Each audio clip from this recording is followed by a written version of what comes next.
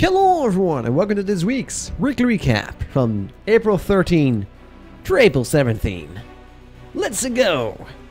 And of course, starting off with the Wednesdays, we explore the depths in Dark Souls and we accidentally bump into the Gaping Dragon. This is when we decide we should once again go back to Gargoyle Tower and once again get cursed. And this time I brought myself a little supply so I get to take a few little uncurses with me. So that, after that, we head back to the depths. We once again face the Gaping Dragon. We took 1 or 2 tries after this again. We cut off his tail and we apparently got this thing called the Dragon King Great Axe.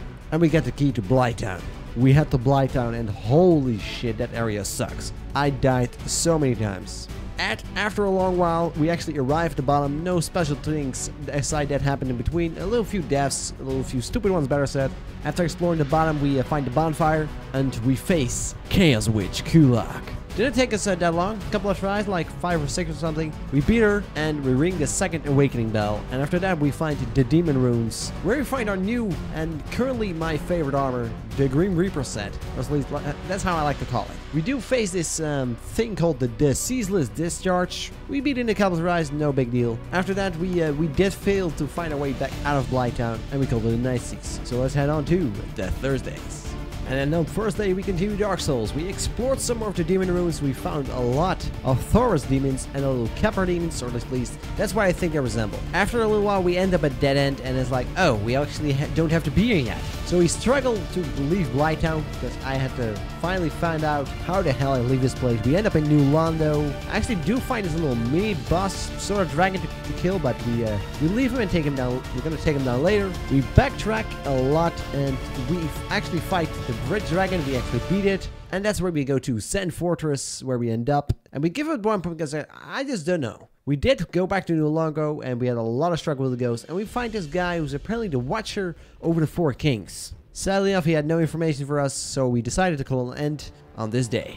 And as we come to Friday, we return to Sand Fortress and we work our way through completely this time, because apparently there was a little area that I missed in this area. And at one point we faced the Iron Golem, with a little sad thing about my controller dying, or better said, my cable is like dying, and turned itself off and I got killed. Had to work all my way back. We do kill the Iron Golem after that, and we click something and apparently get picked up by some demons. And that's where we finally end up on Anor Londo. We kill some of the giant knights, get some nice, very nice souls. We find a new bonfire, we work through the bandit kind of thing, some knights, some demon gargoyles, spear archers, and we finally get to a bonfire. Working our way through that all, we find some giant great hall, and the black orb that we got from upgrading Estus Flask, the black orb started trembling, and this is where we face Knight Lothric the Guilty. After a lot and lots of tries, we actually beat him using a halberd, and that's where we ended up on the Fridays. And coming now to Retro Saturdays, where we continue Ocarina of Time, the 3 hard challenge.